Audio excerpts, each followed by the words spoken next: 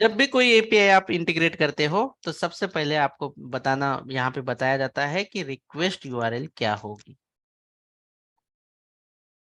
तो ये देखो, रिक्वेस्ट यूआरएल आपकी बन गई है।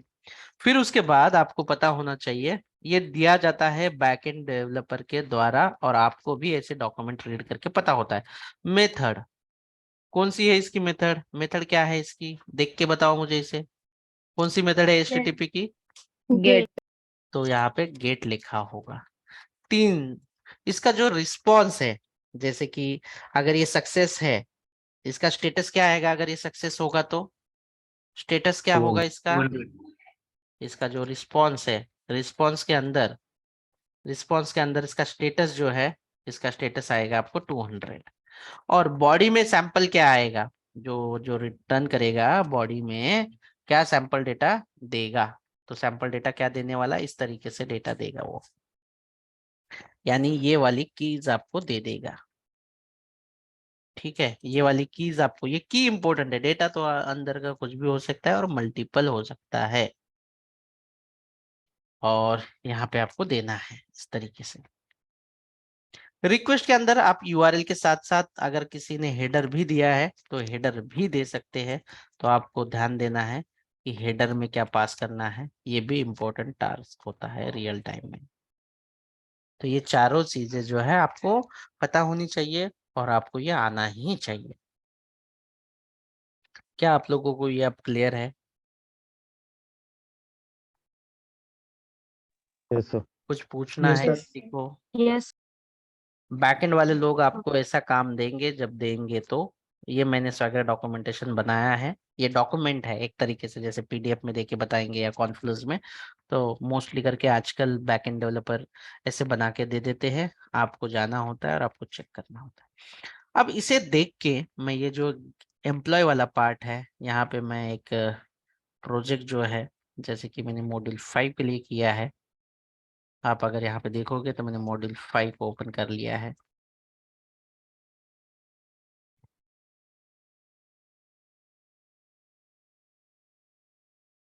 तो मैं कौन सी सर्विस को अभी इंटीग्रेट करने की कोशिश कर रहा हूँ? क्या नाम है उस सर्विस का? Employ service. क्या नाम है इसका? Employ service.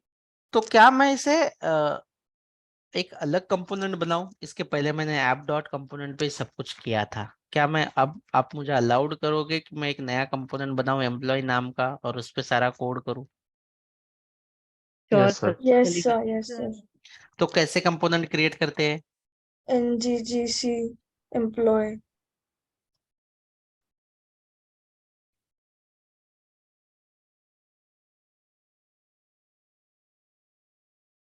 हो गया क्रिएट। फिर मैं इसके लिए अलग सर्विस है, तो इसके लिए अलग सर्विस बना देता हूँ, NGGC GS। S. और कहाँ पे बनाऊंगा वो, कौन से फोल्डर के अंदर बनाऊंगा मैं वो? फोल्डर का नाम क्या है मेरे पास? Services. सर्विसेज। सर्विसेस। मेरा स्पेलिंग देखो, ये यहाँ पे है ना, ये फोल्डर में चाहिए मुझे, बराबर है ना? सर्विसेस। हाँ सर. उसके अंदर क्या नाम की बनाना है मुझे सर्विस? अभी कंपोनेंट अगर एम्प्लॉय एम्प्लॉय है तो एम्प्लॉय एम्प्लॉय बना देते हैं। मैंने बना दिया दोनों भी सर्विस। अभी ठीक है, यहाँ पे देखो, ये एम्प्लॉय सर्विस बन गई है। मुझे ये टीएस कॉन्फ़िगरेशन वाली फाइल तो चाहिए नहीं, ठीक है? तो जैसे कि आप लोगों को पता है, मैंने नया प्रोजेक्ट नहीं बनाया है। By default app dot module dot TS में ये वाला होना जरूरी है एचटीटीपी के लिए। ये ऑलरेडी है मेरे पास, है ना? और ये भी मैंने यहाँ पे इंपोर्ट में किया, तो ये वापस से मुझे करने की जरूरत नहीं, क्योंकि ऑलरेडी मेरे मॉड्यूल में अवेलेबल है। तो सर्विसेज के अंदर आके मुझे सबसे पहले वो जो गेट करने के लिए चाहिए, मुझे ऑब्जेक्ट चाहिए एचटीटीपी क्लाइंट का, इसीलिए मैंने यहाँ पे ऑब्जेक्ट बनाया, और ईएमपी सर्विस नाम का मैं बना देता हूँ। और उसका जो, सॉरी माय बैड, एचटीटीपी नाम का बना देता हूँ, HTTP:, और यहाँ पे बना लेते हैं HTTP क्लाइंट। बस ये ऑब्जेक्ट बना लिया है मैंने। कहाँ पे ये ऑब्जेक्ट बनाया मैंने? एम्प्लॉय सर्विस के अंदर ये ऑब्जेक्ट बनाया मैंने। ये मैंने एम्प्लॉय सर्विस के अंदर HTTP क्लाइंट का ऑब्जेक्ट बनाया है। अब यहाँ पे मुझे डेटा गेट करना है, तो इसलिए मैं लिखता हूँ गेट ऑल एम्प्लॉयज। मुझे यहाँ पे देखो, यहाँ पे नाम भी दिया है ताकि मैं दिया हुआ है यहाँ पे कि एम्प्लॉयज को लेना है, मुझे गेट करना है, इसलिए गेट एम्प्लॉयज में मैंने लिख दिया। फंक्शन का नाम कुछ भी लिख सकते हो। और यहाँ से रिटर्न होगा डेटा, रिटर्न होगा इसलिए मैंने रिटर्न ले लिया है। HTTP, मैं HTTP का इस्तेमाल करूंगा। और मेथड कौन सी है आपकी? गेट। गेट। तो गेट मेथड है। यहाँ पे आ जाता हूँ, मैं बैक टिक डाल देता हूँ यहाँ पे। और इसकी जो बताई गई है, मैंने हिट किया हुआ था इसको, इसकी यूआरएल क्या है? Request URL. ये रिक्वेस्ट यूआरएल मैं यहाँ से डाल देता हूँ। तो चलो ठीक है, डाल दिया मैंने। बस हो गया, मेरा काम हो गया। अभी ये एम्प्लॉय सर्विस में जो काम करना था मेरा हो गया। अभी ये एम्प्लॉय सर्विस का जो डेटा है वो कौन से कंपोनेंट पे मुझे रीड करना है? एम्प्लॉय employee.component.ts पे। जी हाँ, बिल्कुल। टीएस तो यहाँ पे आ जाता हूँ मैं। एम्प्लॉय। हाँ, यहाँ पे आ जाता हूँ कंपोनेंट के अंदर। मैं प्राइवेट और ऑब्जेक्ट बना लेता हूँ EMP सर्विस का। क्या नाम है उस क्लास का? तो एम्प्लॉय सर्विस बना सर दिया। सर्विस ना कंपोनेंट ओ झालाय माय तो. बैड, एम्प्लॉय सर्विस का ऑटो सजेशन में से गड़बड़ होती है। ठीक है, एम्प्लॉय सर्विस का करना है हमें। कर दिया। Thank you Mansi. तो हम जो है ये ऑब्जेक्ट से EMP सर्विस डॉट, और वो जो दिया गया है गेट ऑल एम्प्लॉयज, इस तरीके से ऐसे ऐसे कॉल करना है हमें। लेकिन किसी भी क्लास में हम डायरेक्टली ऐसे ऑप्शन नहीं कर सकते, मतलब प्रोसेस नहीं कर सकते। कंपलसरी हमें यहाँ पे भी एक फंक्शन होने की जरूरत है। मैं यहाँ पे गेट EMP, देखो डायरेक्टली कॉल हो सकता है क्या? विदाउट फंक्शन हम कुछ भी काम नहीं कर सकते क्लास के अंदर। तो इसके लिए हमें कंपलसरी यहाँ पे फंक्शन लेना पड़ रहा है। इसलिए हम ले लेते हैं गेट EMPs नाम का।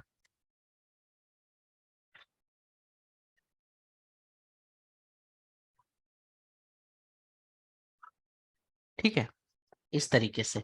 और जैसे कि आपको पता है कि दिस भी यूज करना होगा आपको। बस आपने उसे कॉल किया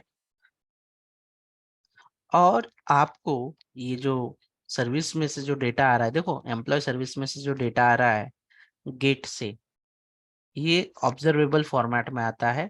और ऑब्जर्वेबल से डेटा निकालने के लिए आपको कंपलसरी डॉट सब्सक्राइब करना होगा। इसके लिए भी मैं आपका, अगर एक रड हो जाए आज, तो मैं आपका ऑब्जर्वेबल स्टार्ट कर दूंगा तो आपको अच्छे से आएगा। और लाम्बडा फंक्शन, फंक्शन या एरो फंक्शन जिसे बोलते हैं, इस तरीके से लिखा जाता है, ऐसे इस तरीके से। आपको पता है ये एरो फंक्शन ऐसे लिखते हैं करके। Yes sir. Yes sir. और जो भी Yes, डेटा आएगा ये पैरामीटर में ऐसे आता है डेटा। ठीक है, ये ऐसे आता है। अगर आप यहाँ पे लिखते हो कंसोल डॉट लॉग और रेस को प्रिंट कर देते हो तो भी चलेगा, प्रिंट कर दो। और ये सेम चीज जो है मैं इसके अंदर डालता हूँ। लेकिन क्या होता है जब आपको एक से ज्यादा एरो दिखते हैं ना, तो आप कंफ्यूज हो जाते हो कि यहाँ पे भी ओपन है और यहाँ पे नहीं। नो वरीज, ये जो पैरामीटर का नाम है आप कोई भी ले सकते हो। सारा जो डेटा वहां से जो रिटर्न होके आया है वो ये RES नाम के वेरिएबल में आया है। आपके पास चॉइस है कि आप कंसोल डॉट लॉग में प्रिंट कर सकते हो। तो अभी हमारे पास यहाँ तक की स्टोरी है। गेट EMPs तक डेटा आ जाएगा, कोई बात नहीं है कंसोल में। तो ये फंक्शन आप जो है कॉल कर सकते हैं एम्प्लॉय के अंदर। तो किसी भी फंक्शन को कॉल करने के लिए मैं यहाँ पे बटन बना देता हूँ, जैसे कि कॉल एम्प्लॉय करके लिख देता हूँ। और वो फंक्शन को कॉल करने के लिए यहाँ पे मुझे क्या लिखना पड़ेगा? NG for नहीं नहीं, कॉल करना है मुझे उस फंक्शन को, बस ठीक है. क्लिक करना है। क्या नाम है उस फंक्शन का? Get get EMPs. EMPs। That's it. अगर मैं बटन प्रेस करूं तो क्या होता है देख लेते हैं, देखते हैं इसका आउटपुट। फिलहाल तो NG सर्व डैशबोर्ड, लेकिन ये एम्प्लॉय को हमने डिस्प्ले किया है क्या ऐप डॉट HTML पे फिलहाल के लिए? नहीं किया तो शायद नहीं शायद दिखेगा। नहीं। कैसे डिस्प्ले करना पड़ेगा? ये हम लोग सिलेक्टर, सिलेक्ट. तो सिलेक्टर से ले लेते हैं। यहाँ पे बहुत सारी चीजें हैं, इसे मैं कमेंटेड आउट कर देता हूँ। है ना। इसे मैं कमेंटेड आउट कर देता हूँ and then save.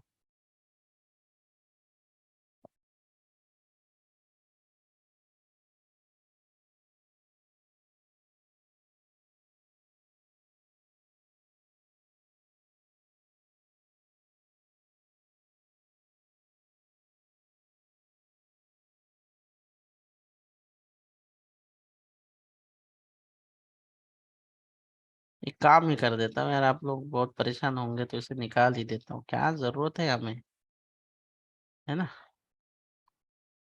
Neat and clean है। अब ठीक है, कुछ भी नहीं है मेरे इसमें, सिर्फ मैंने ये डाल दिया।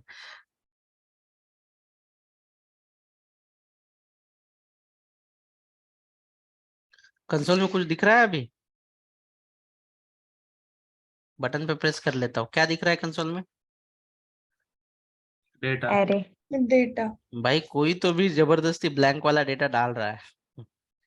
ठीक है, कोई बात नहीं, प्रैक्टिस करो, सही होगा, नो इशू। सर ते माझ्याकडूनच झालंय अपडेटचा आणि डिलीटचा बटन करताना. ओके ओके, ठीक है, कोई बात नहीं। देखो ये सॉफ्टवेयर है, कोई भी कुछ काम करेगा तो सबको सबका डेटा दिखेगा, ऐसे ही होता है यार फिलहाल के लिए। ठीक है, कॉल, मैंने क्या किया, कॉल किया, बटन पे डेटा आ गया। देखो, आप चेक कर लो, मैंने HTML में आया, ये फंक्शन को कॉल किया यहाँ पे, और ये फंक्शन पे डेटा जो है चला आया सर्विस से, और सर्विस से डेटा ये यहाँ से फेच करके आया। तो अब आपको क्या करना है, अभी आपको डेटा सेव करना है या नहीं करना है, बता दूं सेव करना है इसी के अंदर फटाफट। Yes sir sir. सेव आणि कोस्ट जमते डिलीट सांगा. ठीक है, सेव का हम लोग कर लेते, कोई बात नहीं, सारा हो जाएगा, कोई बात नहीं, सेव के लिए कर लेते हैं। तो सबसे पहले हम जो एम्प्लॉय, ये जो सर्विस है इसके अंदर same as it is save employ करके हम लोग एक फंक्शन बना लेते हैं यहाँ पे, और इसमें डेटा आने वाला है कहीं से, इसलिए डेटा, और यहाँ पे एनी दे देते हैं, और एनी करने के बाद यहाँ पे आपको बस रिटर्न करना है ऐसे। और क्या लिखा है ऊपर, HTTP लिखा है तो HTTP, और यहाँ पे अभी हमें सेव करने के लिए कौन सा मेथड यूज करते हैं हमेशा, ये देखिए यहाँ पे आपके पास पोस्ट. ऑप्शन है, यहाँ पे आपको ऑप्शन दिया गया है कि सेव करने के लिए क्या करना है। तो यहाँ पे देखो कहीं पे पोस्ट दिख रहा है आप लोगों को, Yes, Yes, sir. sir. Yes sir. यहाँ पे क्लिक कर लेते हैं। तो पोस्ट में उन्होंने क्या बोला है, आपको क्या पास करना पड़ेगा, ये देखो पैरामीटर में आपको क्या डेटा पास करना है, ऐसे ये फील्ड को आपको पास करना है, आईडी छोड़ के आप पास कर सकते हो, कोई बात नहीं, ऐसे इतना डेटा आपको पास करना है। तो ये डेटा लेने के लिए मैंने यहाँ पे इस्तेमाल किया है, और पोस्ट फंक्शन है। तो URL क्या है इसकी एक बार मुझे बता देना, मैं यहाँ पे हिट कर देता हूँ, हिट करने के बाद मुझे URL आई, ये URL मैं एज इट इज क्या करता हूँ, कॉपी कर लेता हूँ और यहाँ पे पेस्ट कर देता हूँ। एरर आएगा, डरो मत, एरर आना ही चाहिए, सीखना जरूरी है हमें। फिर क्यों एरर आ रहा है, क्योंकि हमारे पास यहाँ पे हमने ये डेटा अभी एज ए कॉमा करके डाला नहीं है, ठीक है, और ये सिंगल कोट में नहीं बल्कि टिक में होना चाहिए, ताकि वो मल्टीपल डेटा ले ले। ये इतना एक लाइन में क्यों नहीं आ रहा है, सेव करते करते ऑटोमेटिकली ले रहा है क्या?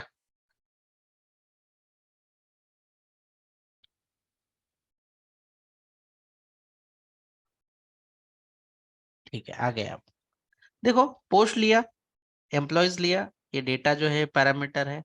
अब ये जो सर्विस है, ये जो HTML वाला पार्ट है, इसमें हमें बनाना होगा एक फॉर्म। क्या बनाना है, हमें एक फॉर्म बनाना है। तो बना लेंगे हम लोग फॉर्म। देखो, अभी फॉर्म से जो डेटा होगा ये कहाँ पे लेंगे आप लोग लेंगे ये कंट्रोलर में। मैं वापस से आप लोगों को बता देता हूँ कि ये पेंट में ये याद जरूर रखना कि आपको करना क्या है। ये पहला जो पार्ट है ये आपका HTML फाइल है, दूसरा जो पार्ट है ये आपका कंट्रोलर है, तीसरा जो पार्ट है ये आपकी सर्विस है। Service. सर्विस है। अभी फॉर्म बना देता हूं मैं, फॉर्म बनाने के बाद फॉर्म का डेटा मैं कंट्रोलर में डालूंगा, कंट्रोलर का डेटा मैं सर्विस में डालूंगा। तो देखो किस तरीके से काम हो रहा है यहाँ पे। तो सबसे पहले मैं ये जो HTML है लिख देता हूँ यहाँ पे, फॉर्म लिख देता हूँ आप लोगों के लिए, मुझे एक्शन की जरूरत है नहीं।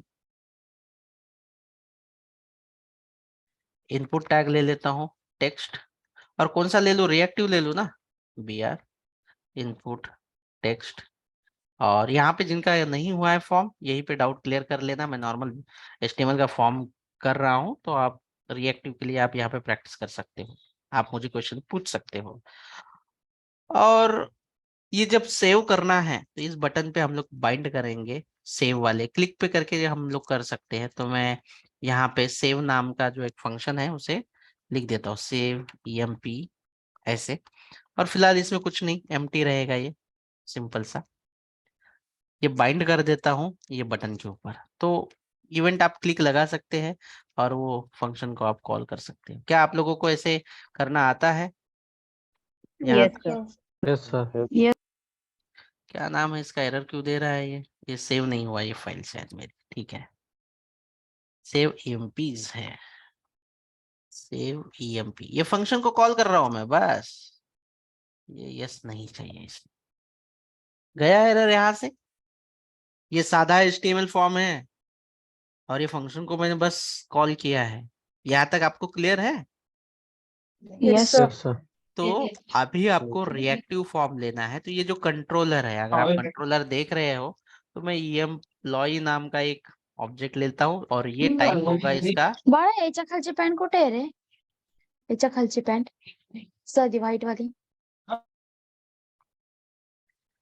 ठीक आहे, श्रृंखला थोडंसं लक्ष द्यायचं, रेकॉर्डिंग चालू आहे। Sorry. Okay, employ colon new form group, यहाँ पे हम लोग एक फॉर्म ग्रुप बनाएंगे और इसके अंदर ऑब्जेक्ट बनाना है आपको। अभी ध्यान रखें, कंसंट्रेशन से सुने। आप जो है यहाँ पे जो की ले रहे हो, ये एग्जैक्ट मैच होना जरूरी है ये वाले सैंपल से, ये वाले सैंपल से एग्जैक्ट मैच होना जरूरी है आपको जो API में दिया गया है। ठीक है, फर्स्ट नेम लास्ट नेम, अगर की मिसमैच करोगे तो डेटा नल चला जाएगा। इसीलिए मैं ये एज इट इज, थोड़ा सा नहीं, एज इट इज जो की है, ईमेल ईमेल नेम है या फर्स्ट नेम है वो ले लेता हूँ मैं। जैसे देखो, first name colon new form control, comma last name colon new form control. तीसरा क्या है आपकी की, क्या है तीसरा Yes. ईमेल। ईमेल, और वही की लेनी होगी। देखो फॉर्मेट नहीं चुकना चाहिए, की है ईमेल ID:D:न्यू फॉर्म कंट्रोल। देखो अब वो API से तो हमने मैच कर लिया, अभी ये जो की है, ये जो फर्स्ट नेम है, हमें ये जो इनपुट बॉक्सेस है इसके साथ मैच करना है। आपको कंपलसरी लेना होगा फॉर्म कंट्रोल नेम, और ये यहाँ पे मैच करना है। दूसरा जो है, यहाँ पे आपको फॉर्म कंट्रोल नेम और यहाँ पे आपको मैच करना है लास्ट नेम। तीसरा भी है जो हमने नहीं लिया है, ले लेते हैं हम, इनपुट टाइप टेक्स्ट, यहाँ पे BR डाल देते हैं। तीसरा क्या है हमारा, थर्ड वाला, Email ID. Email ID. ID ID. Equal type two email. Email ID, और टाइप ईमेल आएगा। Email ID।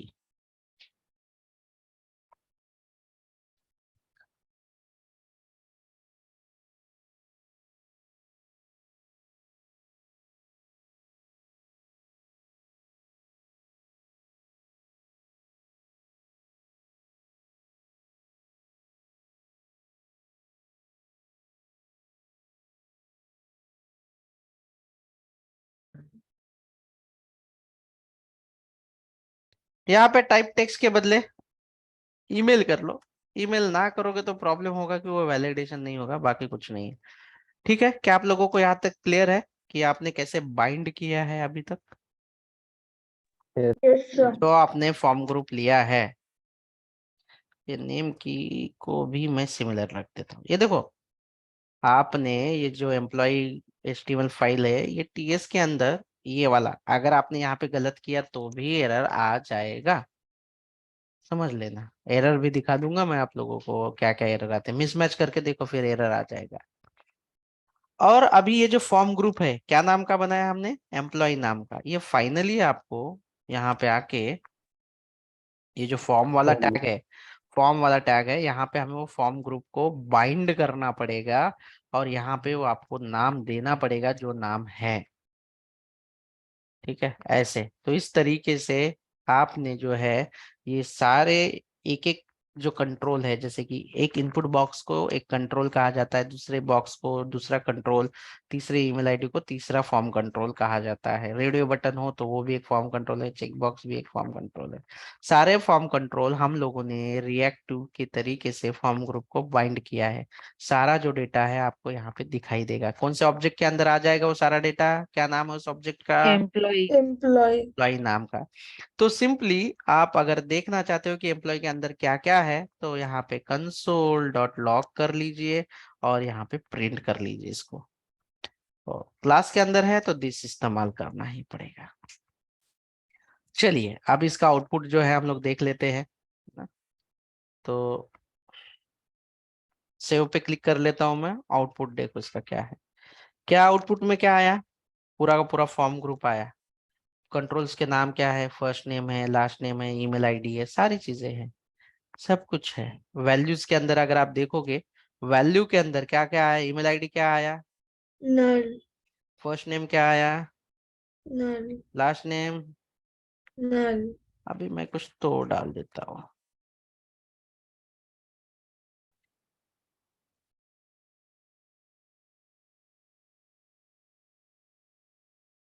इसके नीचे और एक बार कॉल किया है मैंने, ये नेक्स्ट वाला है। अब इसकी वैल्यूज क्या आ गई?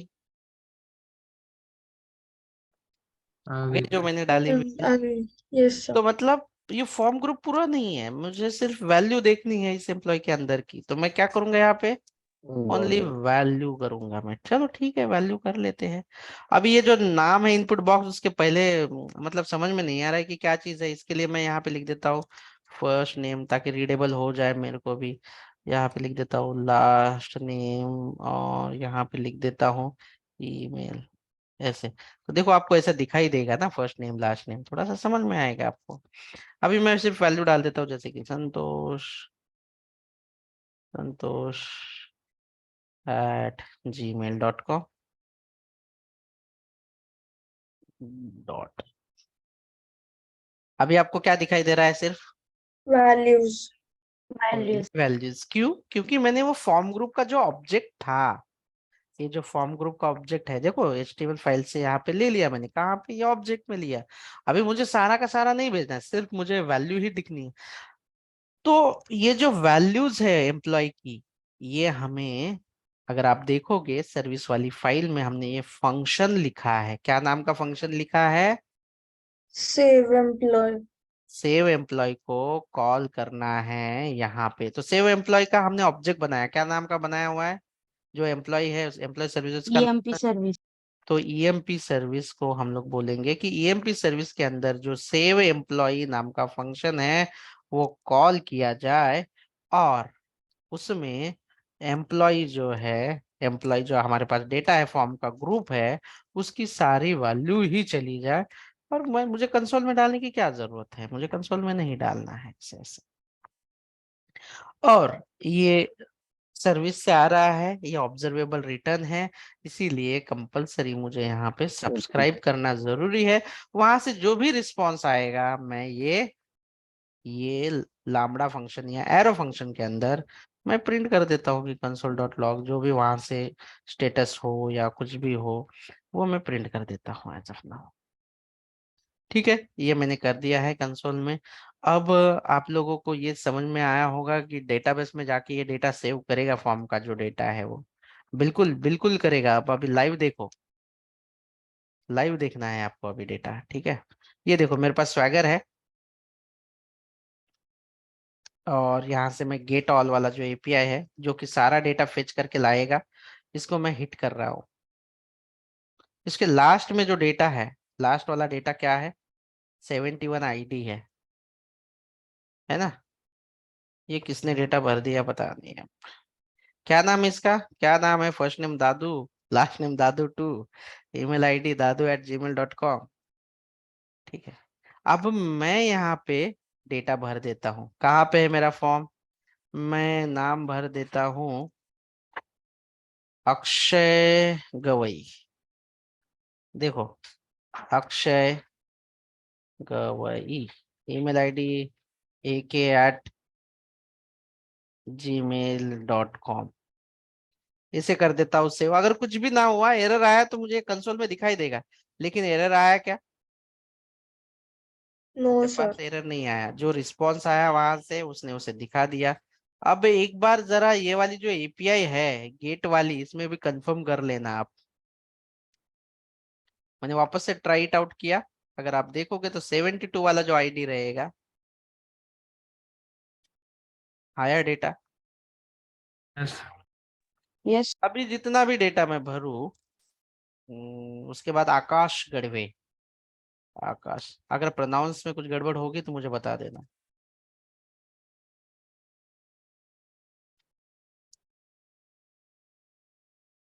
देखो सक्सेसफुली वहां से रिस्पॉन्स आके आईडी भी जनरेट हुआ आपका, यहाँ पे ही समझ में आता है ये सही से हुआ है।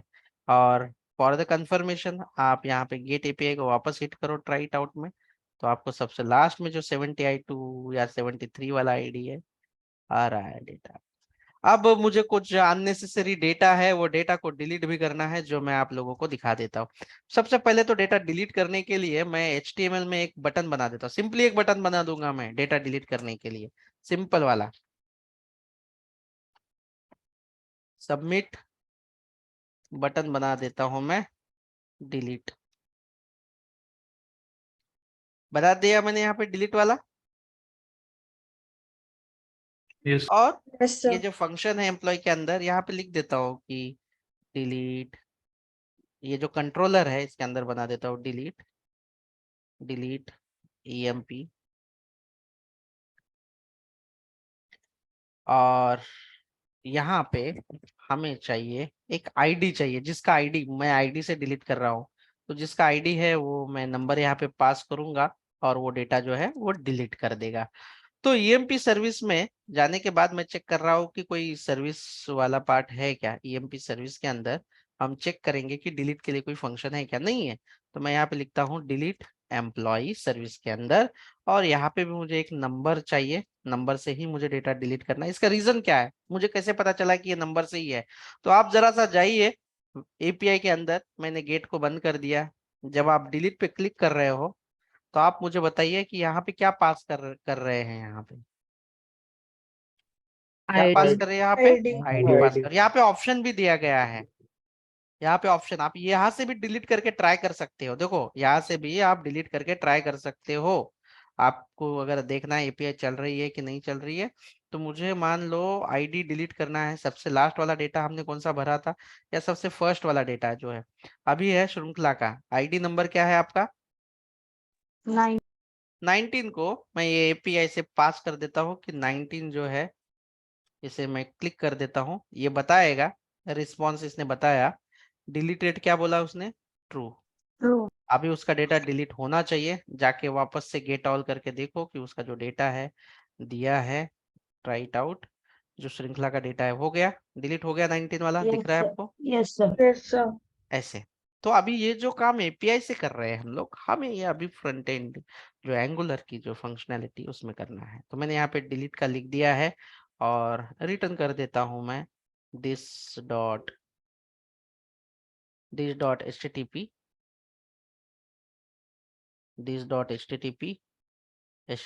डॉट, और कौन सा मेथड Delete. आएगा, डिलीट वाला फंक्शन आए। और इसकी क्या यूआरएल बोली है डिलीट ने, डिलीट के लिए क्या यूआरएल दी गई है, यहाँ पे आइए चेक कीजिए यूआरएल के बारे में। और ये यूआरएल बोला गया है, कॉपी कर लेते हैं यहाँ पे और डाल देते हैं उसे टिक के अंदर ऐसे। लेकिन ये जो आईडी जो होगा ये हमेशा 19 नहीं होगा, मुझे ये वाला हार्ड कोडेड करता है। मेरे पास दो ऑप्शन है, ये हार्ड कोडेड वाला निकालो और इसके अंदर वो वेरिएबल जो प्रिंट करते हैं जैसे स्ट्रिंग में डॉलर करके, वो आईडी जो है पास करो ऐसे ऐसे। तो अब मैं जब भी डिलीट का बटन प्रेस करूंगा, जो यहाँ पे मैंने इस्तेमाल किया HTML में जो डिलीट का है, उसे इस बटन पे प्रेस करने के बाद मुझे पास करना होगा आईडी। और यहाँ पे फंक्शन जो है वो बना लेते हैं, यहाँ पे डिलीट ईएमपी है, मैं कॉल कर लेता हूँ ईएमपी सर्विस में से जो मेथड बनाई है मैंने, क्या नाम की बनाई है हमने? देखो यहाँ पे ऑप्शन दिया है आपको, डिलीट सर्विस, डिलीट सर्विस, और यहाँ पे आपको पास करना है ये जो आईडी है, आईडी, एंड फाइनली आपको सब्सक्राइब करना होता है। जो भी रिस्पॉन्स आएगा वो दिखाई देगा आपको, तो आप console.log में से रिस्पॉन्स देख लीजिए।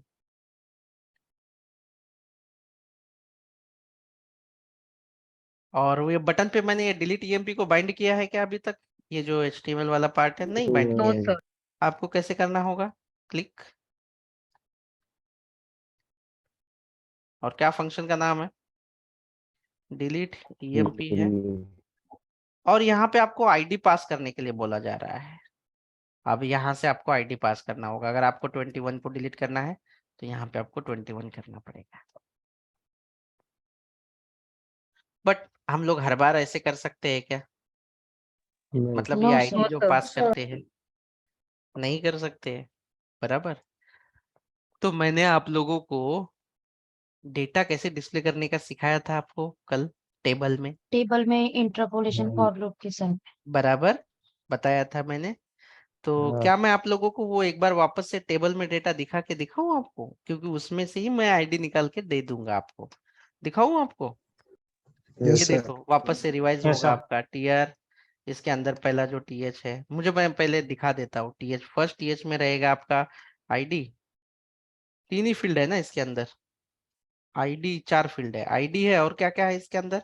ये जो मैं डेटा फेच कर रहा हूँ उसके अंदर क्या क्या फील्ड है? First name, last First name, name, and email.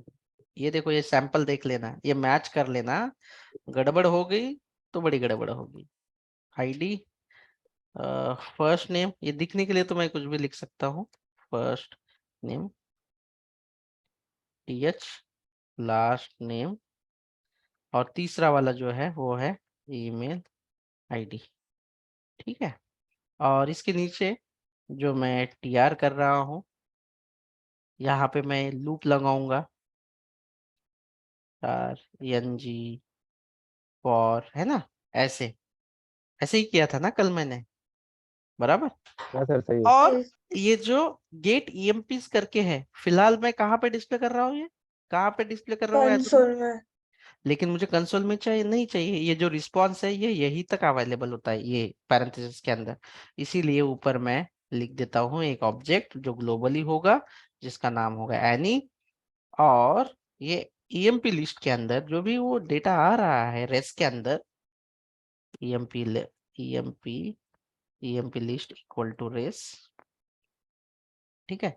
अब ये ईएमपी लिस्ट का जो डेटा है एचटीएमएल के अंदर मैं ले लेता हूँ कि लेट जो छोट ईएमपी ये ऑब्जेक्ट होगा और वो लिस्ट में से वो डेटा आ जाए।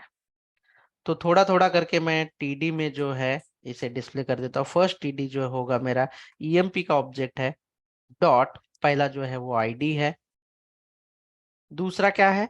ईएमपी डॉट एग्जैक्ट की होना First जरूरी name, है, फर्स्ट नेम। capital, तीसरा जो है वो क्या है? last name, ठीक है। और फोर्थ वाला क्या है? Email. email. Email ID. इसे सेव करते हैं। अब देखिए कि ये जो जो डेटा है, जब मैं इस डेटा को आउटपुट में मॉड्यूल 5 में, मैं इसे डिलीट कर देता हूँ और इसकी अब मुझे ज़रूरत है नहीं। जब मैं कॉल एम्प्लॉय पे क्लिक कर देता हूँ, क्योंकि इसी बटन पे मैंने वो लिखा हुआ है सारा, तो क्या आया? कितना डेटा आया मुझे बताओ? ये देखो, आया डेटा। Yes. और Yes, ये sir. टेबल तो नहीं दिख रहा है, तो कोई बात नहीं, बॉर्डर को आप थोड़ा सा सजा लो यहाँ पे, जैसे कि बॉर्डर 1 सेव कर देता हूँ। और ये मेरे ये बटन पे है। थोड़े बटन एक लाइन में लेंगे तो बढ़िया होगा। ठीक है, जाने दीजिए। यहाँ तक आ गया आपका, ये टेबल में डेटा दिख रहा है आपको। अभी मैं एक काम कर लेता हूँ, यहाँ पे टीएच में ना एक और बोलता हूँ एक्शंस करके। एक्शंस करके कॉलम लिया मैंने, देखो आपको दिख रहा है ये एक्शंस करके column. Yes, sir. Yes, sir. और Yes, sir. नीचे भी एक छोटा सा काम कर लेता हूँ कि ये और एक जो है यहाँ पे बना लेता हूँ। और ये टीडी जो होगा, ओह, यहाँ पे देख लगा, देखो एक्शंस में यहाँ पे आपको जो है डेटा दिखाई देगा, दिख रहा है ना, एक्शंस में इसका आईडी दिख रहा है। अभी मैं यहाँ पे क्या करने वाला हूँ, यहाँ पे बोलने वाला हूँ, यहाँ पे बनाऊंगा एक बटन। क्या नाम का बटन बनाऊंगा? जो ऊपर वाला बटन मैंने बनाया था, क्या नाम का बटन बनाया था मैंने? ये Delete. वाला। ये बटन में, डिलीट। ये बटन में यहाँ पे डाल देता हूँ एक्शंस के अंदर। अब आईडी कहाँ पे मिल रहा है और कैसे मिल रहा है बताइए मुझे आप। emp.id. तो यहाँ पे मैं क्या पास करूंगा? emp.id। अब क्या होगा, जैसे डेटा मैंने लोड किया, यहाँ पे क्या आया आपका? Delete का बटन. बटन आया। जैसे ही मैंने बटन क्लिक किया, देखो अभी रिफ्रेश नहीं हो रहा है ना, इसलिए वो नहीं दिखाई देगा, लेकिन मैं जैसे ही रिफ्रेश करूंगा इसे ऐसे, तो चला गया। अभी देखो श्रुतिका 23-24 है, श्रुतिका को डिलीट, इसको डिलीट, इसको डिलीट, इसको delete, delete, delete, delete, delete, delete, delete, delete, delete, delete, सब हो रहा है, लेकिन मैंने रिफ्रेश नहीं किया। ऑटो रिफ्रेश का भी मैं बताऊंगा। ये दादू, ये स्ट्रिंग, अरे अब करता हूं मैं वापस से रिलोड इसको, कॉल एम्प्लॉय को। देखो, अरे बाप रे, ये दादू कितने हैं। इसको डिलीट, डिलीट, डिलीट, डिलीट,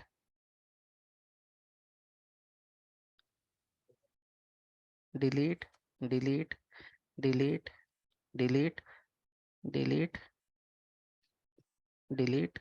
वापस से मैं इसे कॉल एम्प्लॉय कर देता हूँ। हो गया? अरे यार बहुत दादू है यार। दादू किसने डाला ये दादू? अरे सर ये किसने? डाला नहीं आपने, जब डाला था 72 था, वो अभी डाला गया। शायद से कहीं से तो कुछ तो डिफॉल्ट में जा रहा है किसी के पास, तो मतलब दैट्स इट। हो गया पूरा डिलीट। चल रहा है आपका फंक्शन। कैसे पास किया आईडी मैंने, दैट्स इट। ये था डिलीट का। अब आपको अगर कोई व्यू करना हो या अपडेट करना हो तो वो भी बता दूं? सर वो Yes. एक्चुअली वो था ना, ऑटोमेटिक रिफ्रेश और विंडो, वो कहाँ पे यूज करते हैं हम? नहीं नहीं, वो नहीं, यहाँ पे नहीं करेंगे। वो थोड़ा हम लोग राउटिंग के थ्रू करने वाले हैं, बट आप लोगों को ये अच्छे से समझ में आ जाए, इसलिए मैंने अभी तक वो थोड़ा सा पार्ट को मिक्स नहीं किया है। तो are you fine with this guys? आप लोग प्रैक्टिस करना चाहते Yes, हो sir. इसे? Yes, sir. Yes, sir. Yes, sir.